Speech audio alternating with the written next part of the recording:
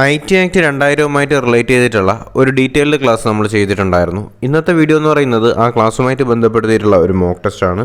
20 ചോദ്യങ്ങളടങ്ങുന്ന ഈ ഒരു മോക്ക് ടെസ്റ്റിൽ നിങ്ങൾക്ക് വിജയിക്കാൻ വേണ്ട മാർക്ക് എന്ന് പറയുന്നത് 16 മാർക്കാണ്. അപ്പോൾ 16 മാർക്ക് ഈ ഒരു ടെസ്റ്റിൽ വാങ്ങിക്കാൻ കഴിഞ്ഞാൽ നിങ്ങൾക്ക് ഈ മോക്ക് ടെസ്റ്റ് വിജയിക്കാനായിട്ട് സാധിക്കും. അപ്പോൾ തീർച്ചയായിട്ടും എക്സാം എഴുതുന്ന സീരിയസ്നെസ്സോടുകൂടി തന്നെ ഈ ഒരു എക്സാം അപ്രോച്ച് ചെയ്യുക. അപ്പോൾ നമുക്ക് ദീർഘിപ്പിക്കാതെ ക്ലാസ്സിലേക്ക് തന്നെ കടക്കാം.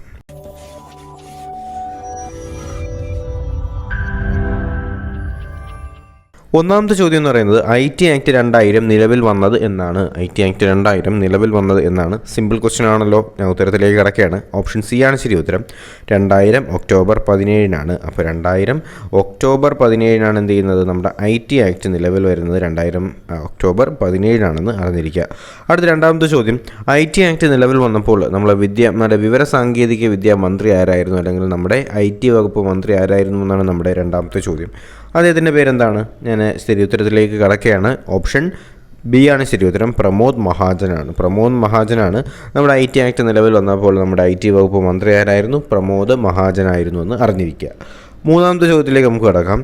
IT ആക്ട് ഭേദഗതി നിയമം പാസ്സാക്കിയ വർഷം ഏതാണ്? IT ആക്ട് ഭേദഗതി നിയമം പാസ്സാക്കിയ വർഷം ഏതെന്നാണ് നമ്മുടെ മൂന്നാമത്തെ ചോദ്യം.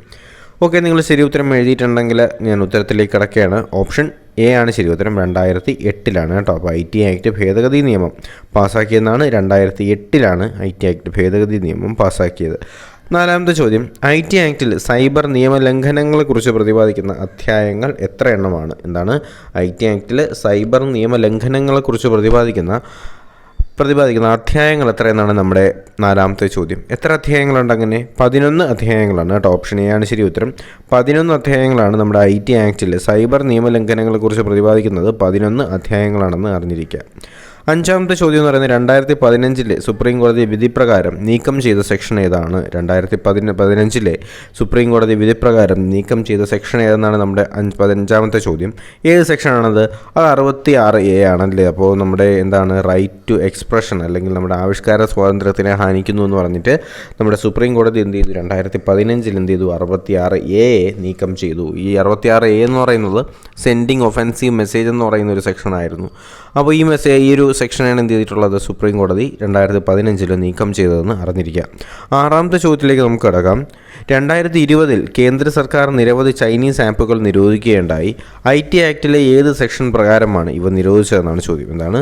2020 കേന്ദ്ര സർക്കാർ എന്ത് ചെയ്തു? നിരവധി ചൈനീസ് ആപ്പുകൾ നിരോധിച്ചു. IT ആക്ടിലെ ഏത് സെക്ഷൻ പ്രകാരമാണ് ഈ ഒരു നിരോധനം കൊണ്ടുവന്നതെന്നാണ് നമ്മുടെ ആറാമത്തെ ചോദ്യം. അത് സെക്ഷൻ 69A ആണ്. ഓപ്ഷൻ എ ആണ് ശരി ഉത്തരം. 69A ആണ് കേട്ടോ. 69A പ്രകാരമാണ് നമ്മുടെ കേന്ദ്ര സർക്കാർ എന്ത് ചെയ്തത്? ചൈനീസ് ആപ്പുകൾ നിരോധിച്ചത് 69A പ്രകാരമാണെന്ന് അറിഞ്ഞിരിക്കുക. അടുത്ത നമുക്ക് ഏഴാമത്തെ ചോദ്യത്തിലേക്ക് തന്നെ കിടക്കാം.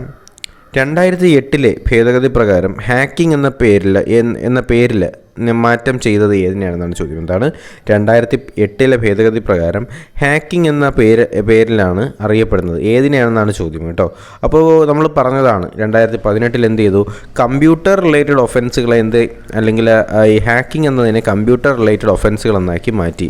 അത് നമ്മൾ ഡീറ്റെയിൽഡായിട്ട് ക്ലാസ്സിൽ ഡിസ്കസ് ചെയ്തതാണല്ലേ. അപ്പോൾ 2008 എന്താണ് സംഭവിച്ചത്? നമ്മുടെ കമ്പ്യൂട്ടർ റിലേറ്റഡ് ഒഫൻസുകൾ എന്ന പേരാക്കി എന്തിനെ മാറ്റി?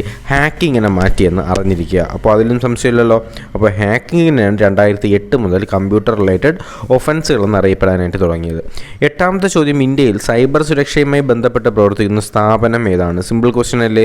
അപ്പോൾ ഇന്ത്യയിൽ സൈബർ സുരക്ഷയുമായി ബന്ധപ്പെട്ട് പ്രവർത്തിക്കുന്ന സ്ഥാപനം ഏതാണ്? അത് CERT ആണല്ലേ. CERTIN ആണ് കേട്ടോ. അപ്പോൾ CERTIN ആണ് എന്ത് ചെയ്തിട്ടുള്ളത്? നമ്മുടെ ഇന്ത്യയിൽ സൈബർ സുരക്ഷയുമായി ബന്ധപ്പെട്ട് പ്രവർത്തിക്കുന്ന സ്ഥാപനമാണ് CERT എന്ന് അറിഞ്ഞിരിക്കുക. ഒൻപതാമത്തെ ചോദ്യം, വ്യക്തിവിവര മോഷണം അല്ലെങ്കിൽ ഐഡൻറ്റിറ്റി തെഫ്റ്റുമായിട്ട് ബന്ധപ്പെടുത്തിയിട്ടുള്ള IT ആക്ടിലെ സെക്ഷൻ ഏതെന്നാണ് ചോദ്യം. അപ്പോൾ ഐഡൻറ്റിറ്റി തെഫ്റ്റ് എന്ന് പറയുന്ന ഏത് സെക്ഷനകത്താണ് ഉൾപ്പെടുത്തിയിട്ടുള്ളത്? അത് സെക്ഷൻ 66C ആണല്ലേ. അപ്പോൾ ഐഡൻറ്റിറ്റി തെഫ്റ്റ് ഏതാണ്? സെക്ഷൻ 66C ആണെന്ന് അറിഞ്ഞിരിക്കുക. അടുത്ത 10ാമത്തെ ചോദ്യം എന്ന് പറയുന്നത് എന്താണ്? സൈബർ ടെററിസവുമായി ബന്ധപ്പെടുത്തിയിട്ടുള്ള IT ആക്ടിലെ വകുപ്പ് ഏതാണ്? അതും സിമ്പിളാണ്, നമ്മൾ പഠിച്ചതാണ്. ഏതാണ് അത്? IT ആക്ടിലെ സെക്ഷൻ 66F ആണ്. അപ്പോൾ സൈബർ ടെററിസവുമായി ബന്ധപ്പെടുത്തിയിട്ടുള്ള IT ആക്ടിലെ വകുപ്പാണ് 66F എന്ന് എന്ത് ചെയ്യുക? അറിഞ്ഞിരിക്കുക. അടുത്ത 11ാമത്തെ ചോദ്യം, താഴെ താഴെ തന്നിരിക്കുന്നവയിൽ വിവരസാങ്കേതിക നിയമം 2000 പ്രകാരം സൈബർ കുറ്റകൃത്യം ആവർത്തിക്കുകയാണെങ്കിൽ ലഭിക്കാവുന്ന ശിക്ഷ ഏതാണ്? എന്താണ് ചോദ്യം? താഴെ തന്നിരിക്കുന്നതിൽ വിവരസാങ്കേതിക നിയമം 2000 പ്രകാരം സൈബർ കുറ്റം ആവർത്തിക്കുകയാണെങ്കിൽ ലഭിക്കാവുന്ന ശിക്ഷ ഏതാണ് ചോദ്യം. 4 ഓപ്ഷൻസ് കൊടുത്തിട്ടുണ്ട്. നിങ്ങൾ എന്ത് ചെയ്യുക? ശരി ഉത്തരം കണ്ടെത്താനായിട്ട് ഒന്ന് ശ്രമിച്ചു നോക്കുക.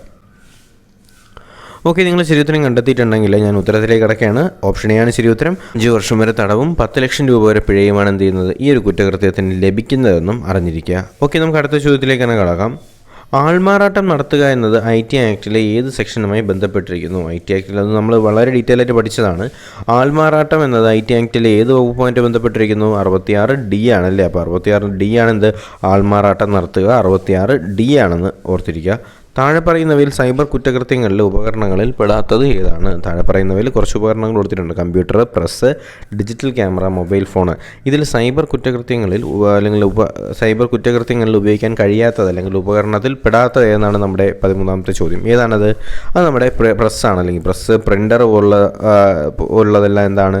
നമ്മുടെ സൈബർ കുറ്റകൃത്യങ്ങളിൽ ഉൾപ്പെടാത്തതാണ് കേട്ടോ. അപ്പോൾ താഴെ പറയുന്നവയിൽ സൈബർ കുറ്റകൃത്യങ്ങളിൽ ഉൾപ്പെടാത്ത ഏതാണ്? അത് പ്രസ് അല്ലെങ്കിൽ പ്രിൻ്റർ ആണെന്ന് അറിഞ്ഞിരിക്കുക. അടുത്ത നമുക്ക് 14ാമത്തെ ചോദ്യത്തിലേക്ക് കടക്കാം. ഇലക്ട്രോണിക് ഉപകരണങ്ങൾ മോഷണം നടത്തുന്നതും അവ സ്വീകരിക്കുന്നതും IT ആക്ടിലെ ഏത് വകുപ്പിൽ ഉൾപ്പെടുന്നു? എന്താണ്? ഇലക്ട്രോണിക് ഉപകരണങ്ങൾ മോഷണം നടത്തുന്നതും അവ സ്വീകരിക്കുന്നതും IT ആക്ടിലെ ഏത് വകുപ്പിൽ ഉൾപ്പെടുന്നു എന്നാണ് ചോദിച്ചിട്ടുള്ളത്. അതേതാണ്? സെക്ഷൻ 66B ആണ് അല്ലേ. അപ്പോൾ 66B ആണ് ഇലക്ട്രോണിക് ഉപകരണങ്ങൾ മോഷണം നടത്തുന്നതും അവ സ്വീകരിക്കുന്നതുമായി ബന്ധപ്പെടുത്തിയിട്ടുള്ള IT ആക്ടിലെ വകുപ്പാണ് IT ആക്ടിലെ സെക്ഷൻ 66B. അടുത്ത 15ാമത്തെ ചോദ്യം. ചൈൽഡ് പോർണോഗ്രഫി എന്നത് IT ആക്ടിലെ ഏത് സെക്ഷനുമായി ബന്ധപ്പെട്ടിരിക്കുന്നു? ചൈൽഡ് പോർണോഗ്രഫി എന്നത് IT ആക്ടിലെ ഏത് സെക്ഷനുമായി ബന്ധപ്പെട്ടിരിക്കുന്നു എന്നാണ് ചോദ്യം. ഇതും നമ്മൾ പഠിച്ചതാണ്. ഏതാണത്? 67B ആണ് കേട്ടോ. സെക്ഷൻ 67B പ്രകാരമാണ് ചൈൽഡ് പോർണോഗ്രഫി അല്ലെങ്കിൽ ചൈൽഡ് പോർണോഗ്രഫി ഏത് സെക്ഷനിലാണ് ഉൾപ്പെടുത്തിയിട്ടുള്ളത്? സെക്ഷൻ 67Bക്കകത്താണ് ചൈൽഡ് പോർണോഗ്രഫി ഉൾപ്പെടുത്തിയിട്ടുള്ളത്. 16ാമത്തെ ചോദ്യത്തിലേക്ക് കിടക്കാം. താഴെ തന്നിട്ടുള്ളവയിൽ പോലീസ് വാറണ്ട് കൂടാതെ അറസ്റ്റ് ചെയ്യാവുന്നതും ജാമ്യം ലഭിക്കാത്തതുമായിട്ടുള്ള കുറ്റകൃത്യം ഏതാണെന്നാണ് ചോദ്യം കേട്ടോ. അപ്പോൾ അത് നമ്മൾ വളരെ ഡീറ്റെയിൽ ആയിട്ട് പഠിച്ചതാണ്. നമ്മുടെ സൈബർ ടെററിസം ആണ് കേട്ടോ സംഭവം. അപ്പോൾ പോലീസിന് സൈബർ ടെററിസം നടത്തുകയാണെങ്കിൽ എന്ത് ചെയ്യാനായിട്ട് കഴിയും? വാറണ്ട് കൂടാതെ അറസ്റ്റ് ചെയ്യാനായിട്ട് കഴിയുന്നതാണ് കേട്ടോ. അപ്പോൾ അത് സെക്ഷൻ 66F ആണ്. 66F ആണ് സൈബർ ടെററിസം നമ്മൾ പഠിച്ചതാണ്. അപ്പോൾ ഈ ഒരു സൈബർ ടെററിസത്തിനകത്ത് ഉൾപ്പെട്ടിട്ടുള്ള ആളാണെങ്കിൽ എന്ത് ചെയ്യാനായിട്ട് കഴിയും? പോലീസിന് വാറണ്ട് കൂടാതെ അറസ്റ്റ് ചെയ്യാവുന്നതും ജാമ്യം ലഭിക്കാത്തതുമായ കുറ്റകരമായി ബന്ധപ്പെടുത്തിയിട്ടുള്ള സെക്ഷനാണ് 66F. ഓക്കെ അല്ലേ? അടുത്ത നമുക്ക് 17ാമത്തെ ചോദ്യത്തിലേക്ക് കടക്കാം. സൈബർ നിയമം അനുസരിച്ച് കമ്പ്യൂട്ടർ ഹാക്കിങ്ങിന് പരമാവധി ലഭിക്കാവുന്ന തടവ് ശിക്ഷ എന്താണ്? സൈബർ നിയമം അനുസരിച്ച് കമ്പ്യൂട്ടർ ഹാക്കിങ്ങിന് പരമാവധി ലഭിക്കാവുന്ന ശിക്ഷ ഏതാണ്? 3 വർഷം തടവാണ് കേട്ടോ. അപ്പം 3 വർഷം തടവാണ് നമ്മുടെ സൈബർ നിയമം അനുസരിച്ച് കമ്പ്യൂട്ടർ ഹാക്കിങ്ങിന് പരമാവധി ലഭിക്കാവുന്ന ശിക്ഷ എന്ന് പറയുന്നത് 3 വർഷം തടവാണെന്ന് അറിഞ്ഞിരിക്കുക. 18ാമത്തെ ചോദ്യം. ഗവൺമെൻറ്റുമായി സഹകരിച്ച് സൈബർ ആക്രമണങ്ങളെ പ്രതിരോധിക്കുന്നത് ഏത് തരം ഹാക്കേഴ്സ് എന്നാണ്? നമ്മൾ പഠിച്ചതാണ് ഗ്രേ ഹാറ്റ്, വൈറ്റ് ഹാറ്റ്, അതേപോലെ തന്നെ ബ്ലാക്ക് ഹാറ്റ് ഹാക്കേഴ്സ് എന്ന് പറയുന്നത്. വൈറ്റ് ഹാറ്റ് ഹാക്കേഴ്സ് എന്താണ്? ഗവൺമെൻറ്റുമായി സഹകരിച്ചുകൊണ്ട് നല്ല പ്രവർത്തികൾ ചെയ്യുന്നവരാണ് ആര്? White hat hackers. എന്നാൽ ബ്ലാക്ക് ഹാറ്റ് ഹാക്കേഴ്സ് എന്ന് പറയുന്ന ആരാണ്? അവർ മോശമായ കാര്യങ്ങൾക്ക് വേണ്ടിയിട്ടാണ് എന്ത് ചെയ്യുന്നത്? ഈ ഹാക്കിംഗ് എന്ന് പറയുന്നൊരു കോൺസെപ്റ്റിനെ ഉപയോഗിക്കുന്നത്. ഗ്രേ ഹാറ്റ് എന്ന് പറയുമ്പോഴത്തേക്കും അവരെന്ത് ചെയ്യും? മോശമായതും നല്ലതുമായിട്ടുള്ള കാര്യങ്ങൾക്ക് വേണ്ടി ഉപയോഗിക്കുന്നവരാണ് ഗ്രേ ഹാറ്റ് ഹാക്കേഴ്സ്. ഇപ്പോൾ ഇതിൽ ഉത്തരം എന്താണ്? അത് വൈറ്റ് ഹാറ്റ് ഹാക്കേഴ്സ് ആണല്ലേ. ഓപ്ഷൻ ബി ആണ് ശരി ഉത്തരം. വൈറ്റ് ഹാറ്റ് ഹാക്കേഴ്സ് ആണ്. അടുത്ത നമുക്ക് 19ാമത്തെ ചോദ്യത്തിലേക്ക് കടക്കാം. IT ആക്ട് 2000 പാസ്സാക്കിയപ്പോഴും നിലവിൽ വന്നപ്പോഴും ഇന്ത്യൻ രാഷ്ട്രപതി ആരായിരുന്നു? IT ആക്ട് നമ്മൾ വളരെ ഡീറ്റെയിൽ ആയിട്ട് പഠിച്ചതാണ്. IT ആക്ട് 2000 പാസ്സാക്കിയപ്പോഴും നിലവിൽ വന്നപ്പോഴും നമ്മുടെ ഇന്ത്യൻ രാഷ്ട്രപതി ആരായിരുന്നു? അദ്ദേഹം KR നാരായണനാണ്. അപ്പോൾ IT ആക്ട് നിലവിൽ വന്നപ്പോഴും പാസ്സാക്കിയപ്പോഴും നമ്മുടെ രാഷ്ട്രപതി KR നാരായണനാണ്. 20ാമത്തെ ചോദ്യത്തിലേക്ക് നമുക്ക് കടക്കാം. കുട്ടികളുടെ അശ്ലീല ചിത്രങ്ങൾ, വീഡിയോകൾ കാണുന്നതും പ്രചരിപ്പിക്കുന്നതും തടയുന്നതിനായിട്ട് കേരള പോലീസ് ആരംഭിച്ച പദ്ധതി ഏതെന്നാണ് ചോദ്യം. കുട്ടികളുടെ അശ്ലീല ചിത്രങ്ങൾ, വീഡിയോകൾ കാണുന്നതും പ്രചരിപ്പിക്കുന്നതും തടയുന്നതുമായി ബന്ധപ്പെടുത്തിയിട്ട് കേരള പോലീസ് ആരംഭിച്ച പദ്ധതി ഏതെന്നാണ് ചോദ്യം. അത് നമ്മൾ പഠിച്ചതാണ്. എന്താണ്? ഓപ്പറേഷൻ പി ഹണ്ട് ആണ്. ഓപ്പറേഷൻ പി ഹണ്ട് ആണെന്ന് അറിഞ്ഞിരിക്കുക. ഓക്കെ, നമ്മൾ ഇന്ന് ഡിസ്കസ് ചെയ്തത് നമ്മുടെ IT ആക്റ്റുമായിട്ട് ബന്ധപ്പെടുത്തിയിട്ടുള്ള 20 പ്രധാനപ്പെട്ട ചോദ്യങ്ങളാണ്. അപ്പോൾ ഞാൻ പറഞ്ഞ പോലെ തന്നെ നിങ്ങൾക്ക് കട്ട് ഓഫ് ക്ലിയർ ചെയ്യാനായിട്ട് കഴിഞ്ഞു എന്ന് തന്നെ വിശ്വസിക്കുന്നു. 16 മാർക്ക് എല്ലാവർക്കും കിട്ടിയെന്ന് തന്നെ വിശ്വസിക്കുന്നു. അപ്പോൾ തീർച്ചയായിട്ടും നിങ്ങൾ എന്ത് ചെയ്യുക? നിങ്ങളുടെ അഭിപ്രായങ്ങൾ ഉപയോഗപ്പെട്ടെങ്കിൽ തീർച്ചയായിട്ടും കമൻറ്റായിട്ട് രേഖപ്പെടുത്തുക. ചാനൽ ഇതുവരെ സബ്സ്ക്രൈബ് ചെയ്ത് കാണുന്ന ആരെങ്കിലും ഉണ്ടെങ്കിൽ സബ്സ്ക്രൈബ് ചെയ്യുക, നിങ്ങളുടെ സുഹൃത്തുക്കളിലേക്ക് എത്തിച്ചു കൊടുക്കുക. അപ്പോൾ നമുക്ക് നാളെ തന്നെ പുതിയൊരു ക്ലാസ്സും വീഡിയോ ഒക്കെ ഉടനെ തന്നെ കാണാം. അതുവരേക്കും എല്ലാവർക്കും ഗുഡ് ബൈ.